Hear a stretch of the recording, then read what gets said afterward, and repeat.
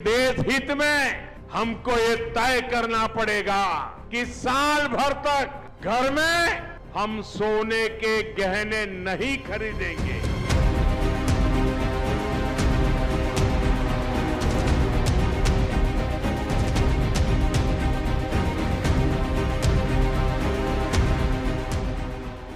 मोदी जी ने इस बार जो स्टेटमेंट दिया है गोल्ड ज्वेलर्स वालों के बारे में कि 1 साल तक सोना नहीं खरीदे, उस स्टेटमेंट को थोड़ा सा मॉडिफाई करके वापस भेजे। उसके कारण हमारे यहाँ पे गिराकी पूरी तरह बंद हो गई एकदम। लोगों के दिल में दहशत बैठ गई है कि जैसे मोदी जी ने नोटबंदी की थी वैसे सोना बंदी कर दी है। एक ज्वेलरी तैयार होती है तो सबसे पहले वो कास्टिंग में जाती है, हैंडवर्क में जाती है, ताश में जाती है, उसके बाद वो पॉलिशिंग में जाती है। इससे कई अलग अलग क्षेत्र जुड़े हुए हैं। उसके बाद जाके एक ज्वेलरी कोई भी तैयार होती है। तो कम से कम गवर्नमेंट को भी ये सोचना पड़ेगा कि उनका कैसे चलावे। ग्राहक लोग सोना खरीदने नहीं आ रहे। 10 दिन में हमारे पास मुश्किल से 1-2 ग्राम सोना बेचा हमने। ऐसी हमारी पोजीशन है कि हमारे बंगाली कारीगर जो कलकत्ता के कारीगर हैं, जो मोदी जी को पूरे मेजॉरिटी के साथ में जिताया, उनके रोजी रोटी पर लाभ पड़ गई है। वो बेचारे रो रहे अभी हमारे पास आके कि सेठ हमारे खाने के वो तकलीफ हो गई अभी हमको। इसमें लाखों लोग हैं, लाखों ज्वेलर्स है पूरे हिंदुस्तान में और लाखों कारीगर है। इसमें बंगाली कारीगर है, महाराष्ट्रन कारीगर है, हमारे मारवाड़ी कारीगर है। उनको जब हमारे यहाँ रिटेल में काम नहीं होगा तो उनको काम कहाँ से मिलेगा? तो इसका भी रोजी रोटी पे असर ज़रूर हुआ है। शादी का माहौल था, उसके सब शादी आगे कर दी उन्होंने भी, 1 साल आगे कर दी। सोना नहीं खरीदे थे, उनको डर लग रहा है कि आगे सोना क्या होगा आगे।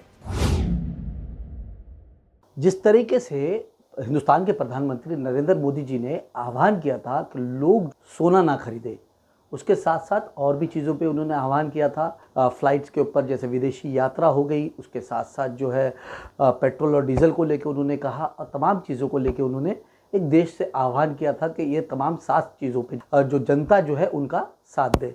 हम इस वक्त खड़े हैं मुंबई के आगरीपाड़ा इलाके में।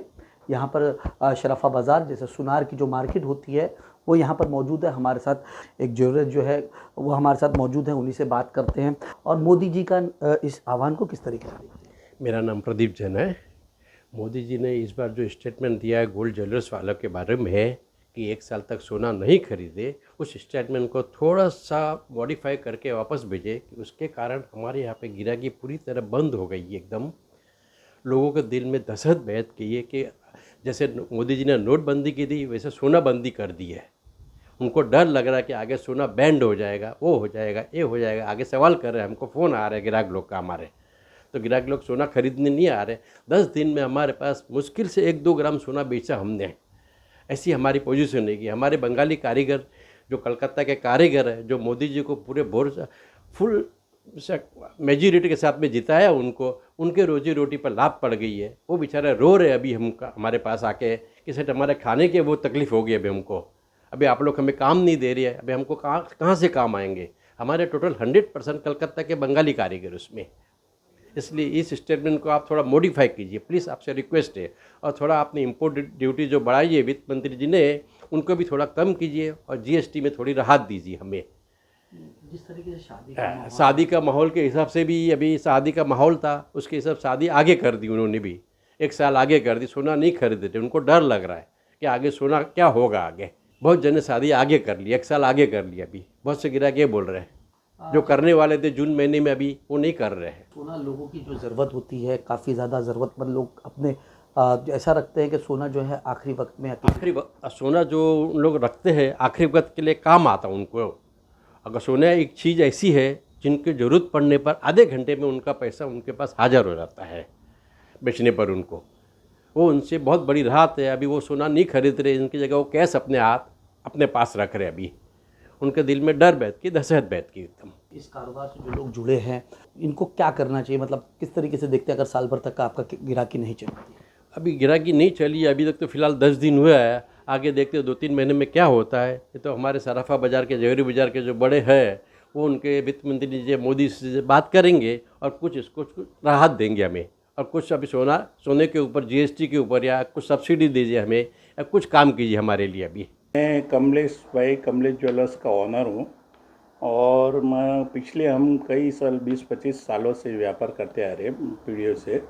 और अभी के फ़िलहाल में मोदी जी ने जो कहा है कि सोना नहीं खरीदने का, लेकिन उसके ऊपर ऐसा है कि देश का जो आर्थिक संकट को देखते हुए ना उनकी राह से उन्होंने भले सही कहा होगा, लेकिन उसके बारे में दो शब्द ये भी कहते हैं कि अगर सोना रिसाइकलिंग इंडिया के अंदर है तो लोगों के पास बहुत सोना पड़ा है और रिसाइकलिंग के अंदर जाके भी सोने का कर सकते हैं। नहीं तो अगर ऐसा नहीं हुआ तो आगे चल के क्या होगा, इससे जुड़े हुए कई कारीगर हैं, जो कारीगरों की रोजी रोटी, जो ज्वेलर है, हमारी खुद की भी रोजी रोटी पे ये तकलीफ़ आने वाली है।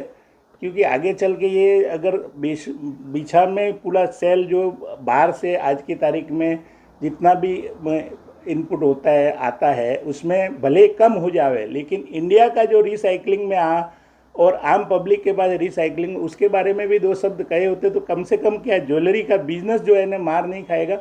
और रही बात कुछ भी हो, लेकिन अपनी रोजी रोटी पे आती है, जब आदमी को रोजी रोटी पे आती है तो कम से कम काम जितना तो होना ही चाहिए।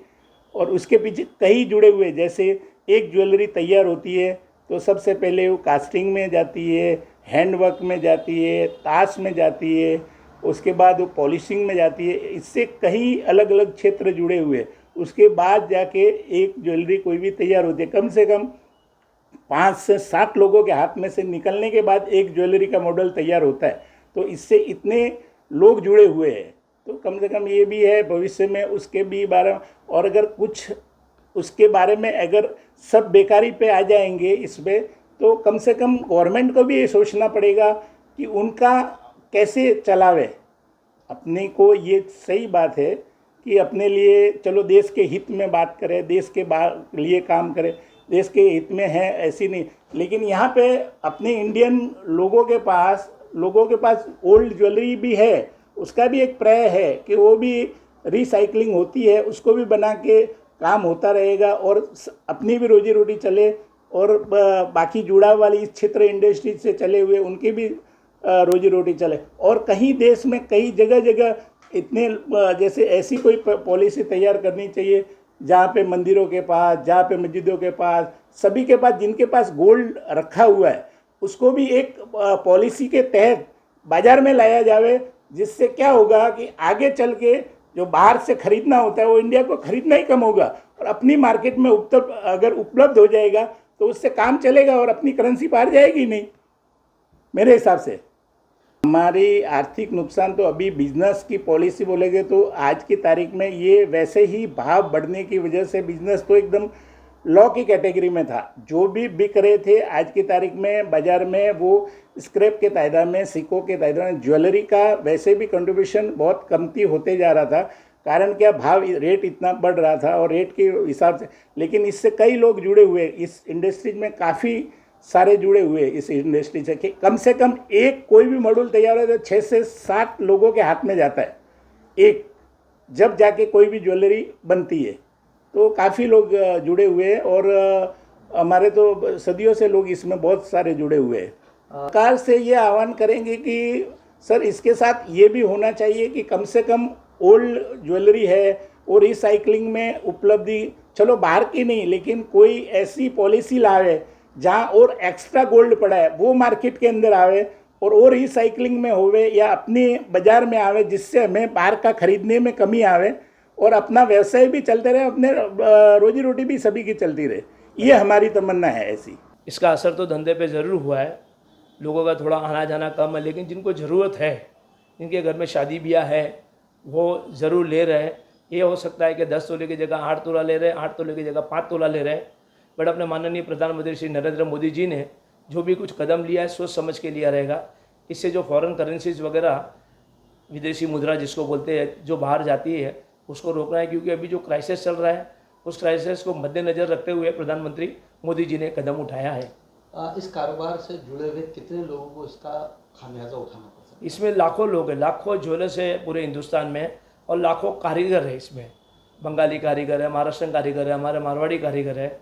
उनको जब हमारे यहाँ रिटेल में काम नहीं होगा तो उनको काम कहाँ से मिलेगा? तो इसका भी रोजी रोटी पे असर ज़रूर हुआ है। लेकिन देश हित में अगर अपने को सोचना है तो कुछ ना कुछ, सभी को कुछ ना कुछ कुर्बानी तो देनी ही पड़ेगी। बस यही है कि हम लोग पहले भी चाहते थे कि ड्यूटी कम हो, जो पहले 6% ड्यूटी थी उसको हम लोग 4% 5% करने मांग रहे थे। लेकिन इस क्राइसिस की वजह से इन्होंने ड्यूटी 9% और बढ़ा के 15% कर दी है। उससे थोड़ा ये इन्फ्लेशन आया है, थोड़ा भाव बढ़ गया है और वापस से लिमिट जिस लिमिट पे था वापस से रिवर्स आ रहा है। कुछ ना कुछ सरकार इसके लिए कदम उठा रही है। आप लोग नरेंद्र मोदी जी से मुलाकात करने आ गए जेडीयू एसोसिएशन, तो कब तक का ये मुलाकात होगी और आप क्या मांगे रखते हैं? नहीं, ये मुलाकात कब होगी, कब तक इसका अपॉइंटमेंट मिलेगा दिल्ली से, ये तो नहीं बता सकता हूँ अभी। लेकिन पूरे हिंदुस्तान के शराफा वाले जो है, जो हमारे एसोसिएशन, बड़ा एसोसिएशन जो GJFC करके भी है, गोल्ड ज्वेलरी फेडरेशन वाले भी, उन्होंने भी यहाँ बॉम्बे में मीटिंग वगैरह बुलाई थी। अगर देखो आगे जाके चलकर अगर दिल्ली में सेंट्रल गवर्नमेंट से, फाइनेंस मिनिस्टर या होम मिनिस्टर से किसी से मुलाकात होती है, तब पता चलेगा कि आगे की रणनीति किस तरीके से होगी और क्या स्टेप उठाए जाएंगे। देखिए, ये सोने के कारोबारी जिनका साफ तौर पे ये कहना है कि सोना ना खरीदने की वजह से इनके कारोबार में काफ़ी ज़्यादा असर पड़ रहा है, और सरकार जो है इस सोना कारोबारी को क्या राहत देती है तो आने वाला वक्त ही बताएगा। द लीडर के लिए अमजद खान, मुंबई।